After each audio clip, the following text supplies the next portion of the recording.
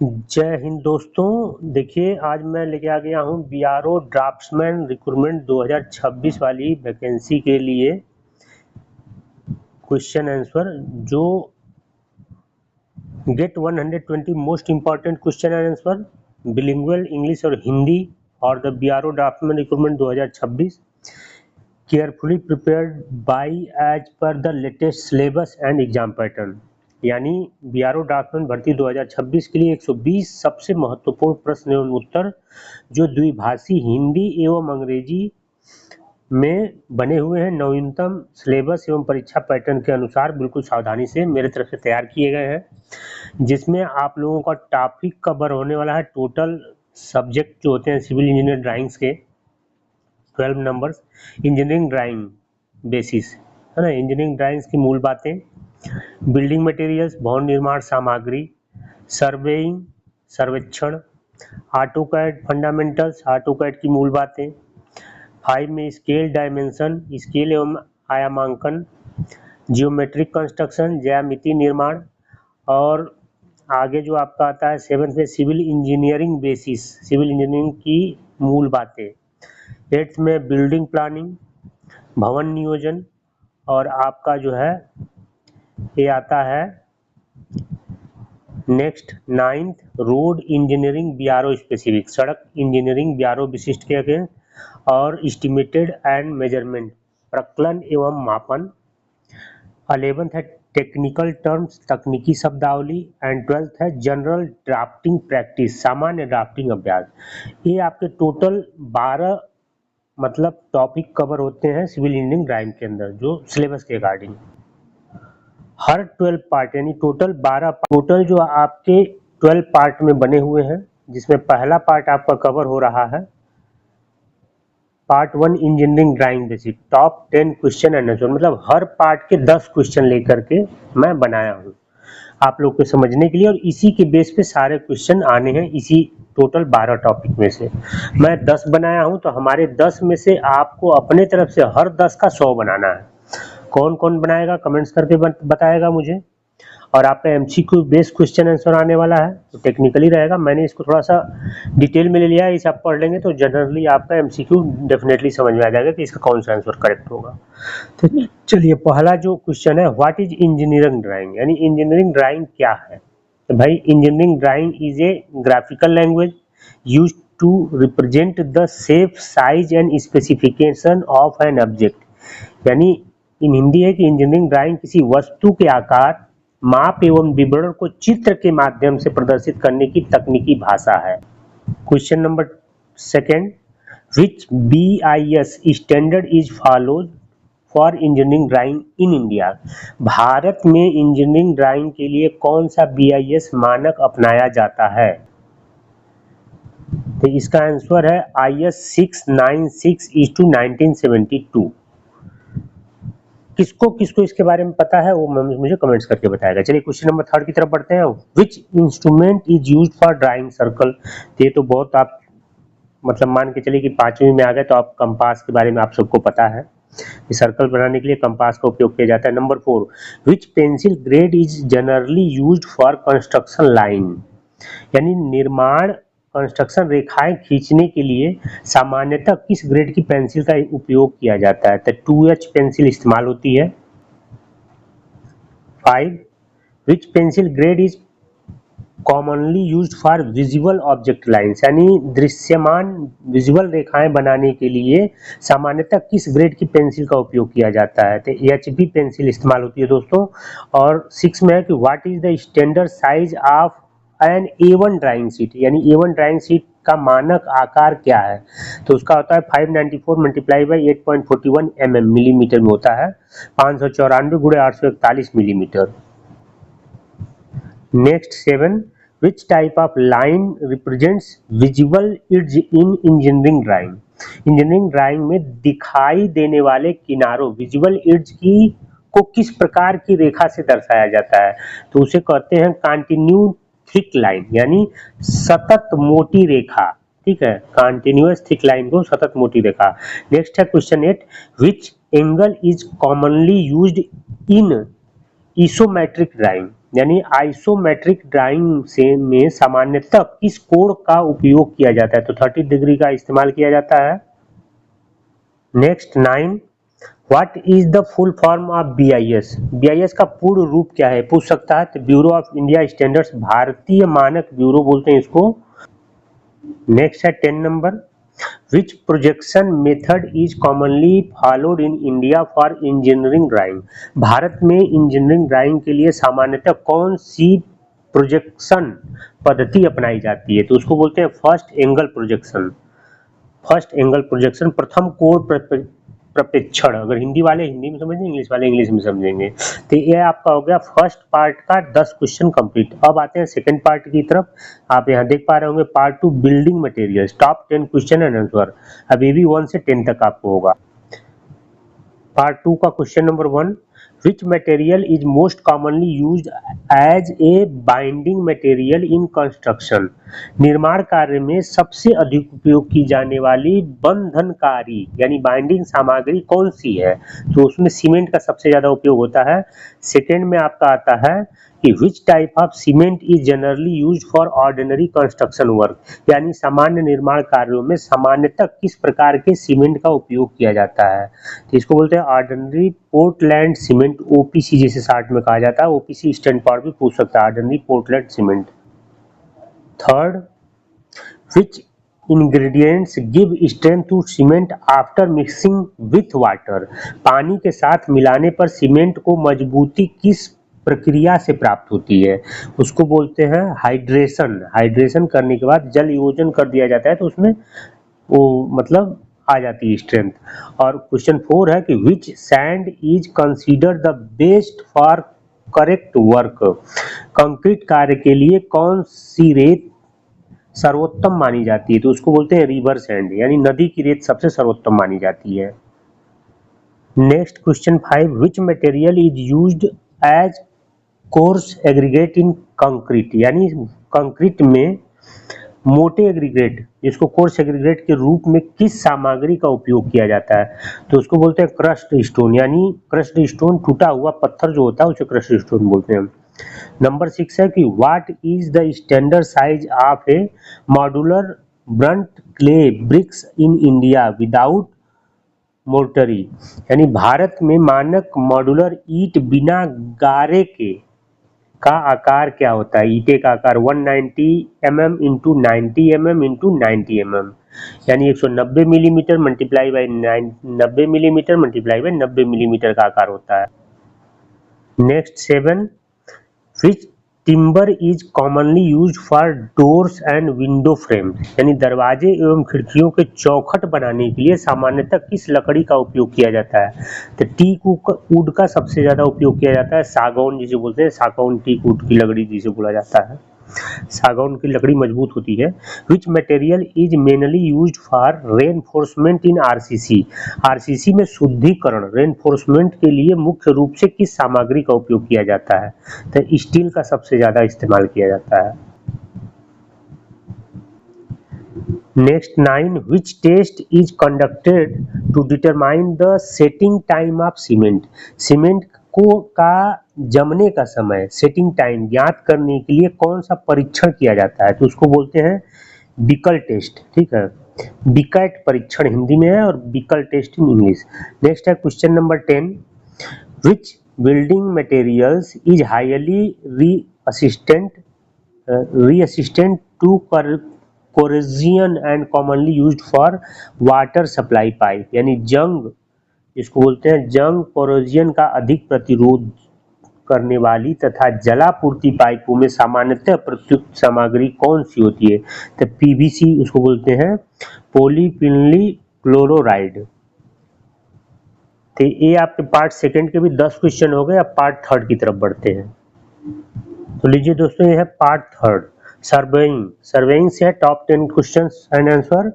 तो ये आपके 21 नंबर से वैसे 10-10 के सेट है, तो टोटल 50 आज करवाऊंगा, बाकी 50 या 60 करवाता हूँ, नेक्स्ट 60 अगले में करवाऊंगा क्योंकि लंबा हो जाता है वीडियो। चलो क्वेश्चन 1, व्हाट इज सर्वेइंग? सर्वेक्षण क्या है?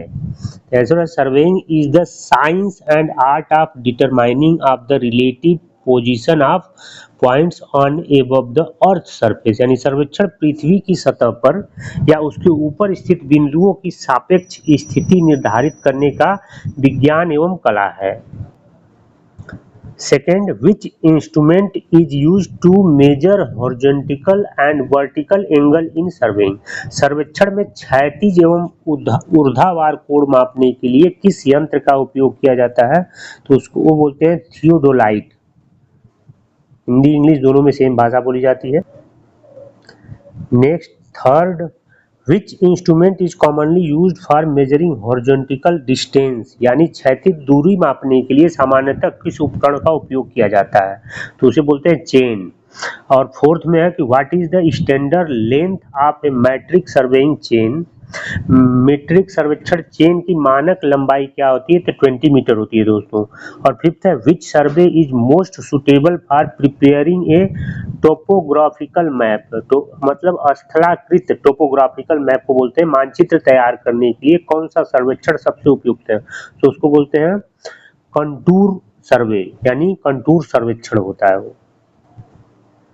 Next 6 number, which instrument is used for labelling work, labelling कार्य के लिए किस यंत्र का उपयोग किया जाता है, तो उसको बोलते हैं डंपी लेबल। और 7th है, what is the purpose of labelling in surveying, सर्वेक्षण में लेबलिंग का मुख्य उद्देश्य क्या है, तो इन इंग्लिश है to determine the difference in elevation between points, यानी विभिन्न बिंदुओं के बीच ऊंचाई का अंतर ज्ञात करने का कार्य करता है। और 8 में पूछा गया है कि which type of surveying is used for small areas where the curvature of the earth is neglected, यानी छोटे क्षेत्र के लिए जहां पृथ्वी की वक्रता की उपेक्षा की जाती है कौन सा सर्वेक्षण किया जाता है, तो उसको बोलते हैं प्लेन सर्वेइंग, यानी समतलीय सर्वेक्षण, प्लेन सर्वेइंग बोलते हैं इसको। 8 is complete. 9, which instrument is use to determine the magnetic bearing of a line, यानी किसी रेखा का चुंबकीय दिशा कोण मैग्नेटिक बियरिंग ज्ञात करने के लिए किस यंत्र का उपयोग किया जाता है, उसको बोलते हैं prismatic compass.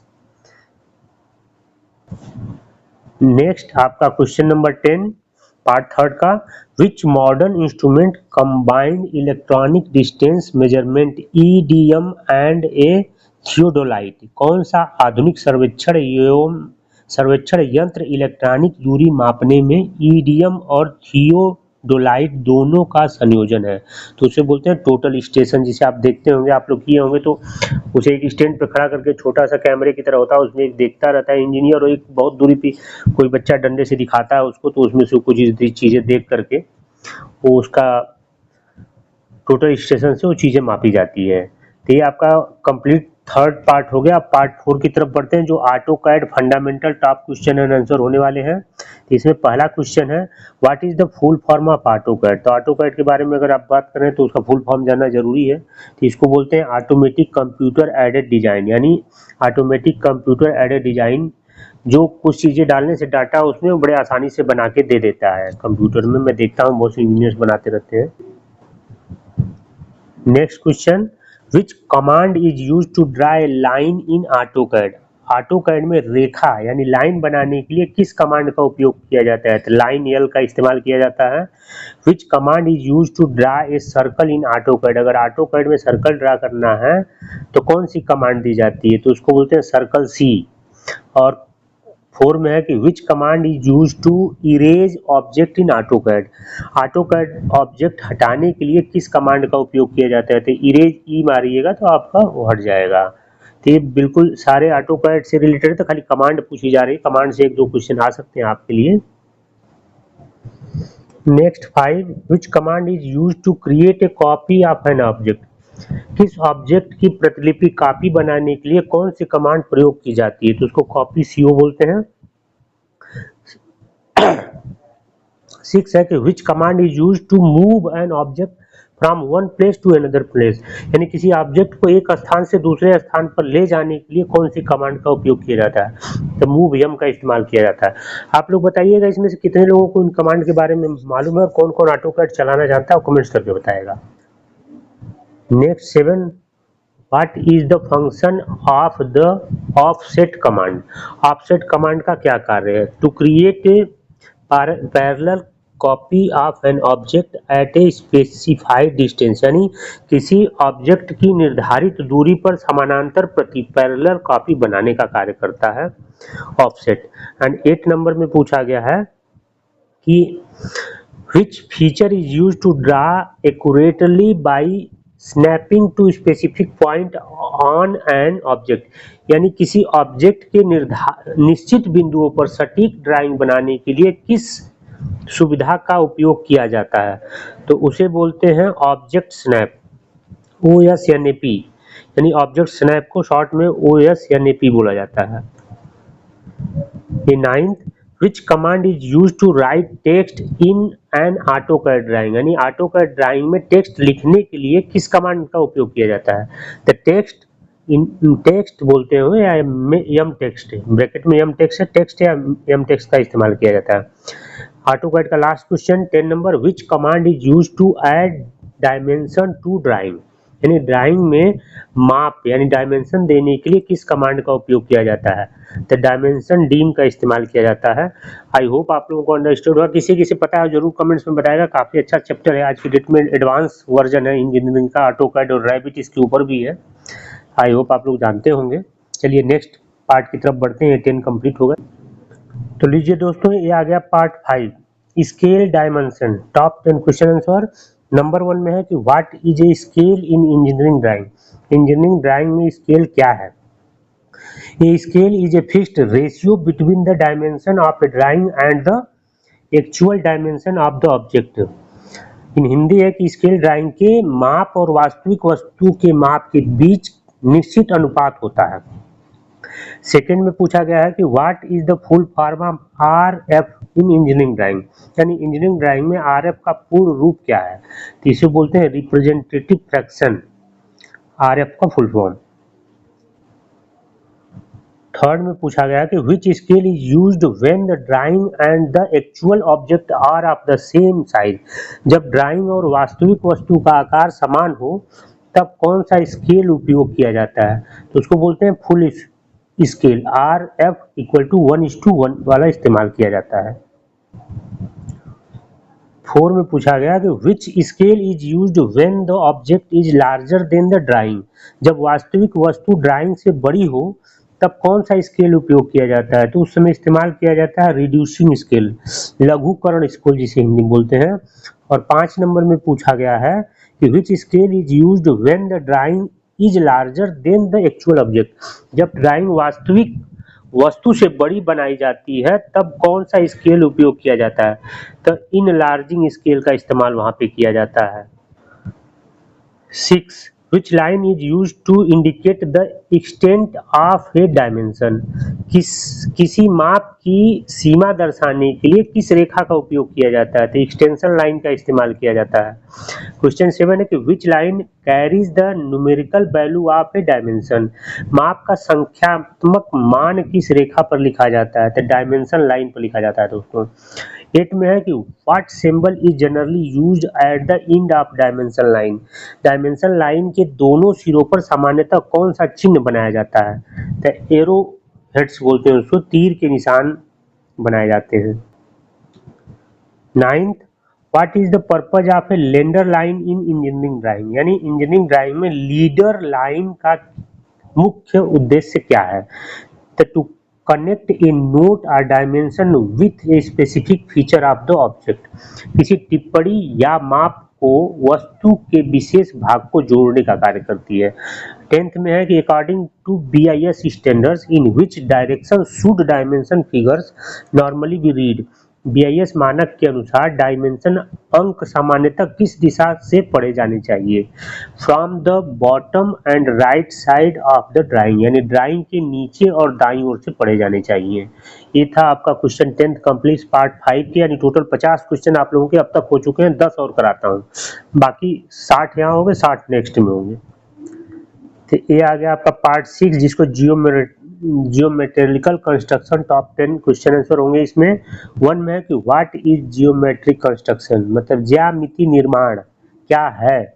It is a process of drawing geometrical figures accurately using drawing instrument. थोड़ा प्रोनाउंसिएशन एरर हो रहा है, डोंट वेरी, आप लोग एडजस्ट कर लीजिएगा। ड्राइंग उपकरणों की सहायता से ज्यामिति आकृति का शुद्ध निर्माण करना ज्यामिति निर्माण कहलाता है। सेकेंड में है कि which instrument is use to bisect an angle, किसी कोण का समद्विभाजी बिसेक्ट करने के लिए किस उपकरण का उपयोग किया जाता है, तो उसे बोलते हैं कंपास का इस्तेमाल किया जाता है। Third, how many side does a regular hexagon have, एक समषष्ठभुज रेगुलर हेक्सागोन में कितनी भुजाएं होती है, तो आप सभी को पता होगी 6 होती हैं, क्योंकि ये आप 5वीं के बाद पढ़ना शुरू कर देते हैं 6 क्लास से। What is the sum of the interior angle of a triangle, त्रिभुज के सभी आंतरिक कोणों का योग कितना होता है, 180 डिग्री होता है, ये भी पता होना चाहिए आप सबको। Which triangle has all 3 sides equal, किस प्रकार के त्रिभुज की तीनों भुजाएं समान होती हैं, तो उसके समबाहु त्रिभुज बोलते हैं। देखिए कुछ मैथ रिलेटेड, क्योंकि आप लोग को ड्राइंग पे काम करना होता है, इसलिए कुछ चीजें कनेक्टेड है ट्रिग्नोमेट्री वगैरह से, ठीक है, ट्रायंगल वाले क्वेश्चन से। 6, what is the angle of each interior angle of a regular hexagon, समषष्ठभुज के प्रत्येक आंतरिक कोण का मान कितना होता है, तो 120 डिग्री होता है दोस्तों। 7th में what is a tangent to a circle, यानी वृत्त की स्पर्श रेखा टेंजेंट क्या होती है। And line that touch that circle at only one point, यानी वह रेखा जो वृत्त को केवल एक बिंदु पर स्पर्श करती है उसे कहते हैं। Next 8 number, which geometric construction is used to divide a line into 2 equal parts, किसी रेखाखंड को 2 बराबर भागों में बांटने के लिए कौन सा निर्माण किया जाता है, तो उसको बोलते हैं प्रीपेंडिकुलर बिसेक्टर, यानी लंब समद्विभाजक, प्रीपेंडिकुलर बिसेक्टर बोलते हैं उसे। एंड 9th में कि how many sides does a regular pentagon have, यानी एक समपंचभुज रेगुलर पेंटागोन में कितनी भुजाएं होती है, तो इसमें 5 होती है, आई होप आप लोगों को पता होगा।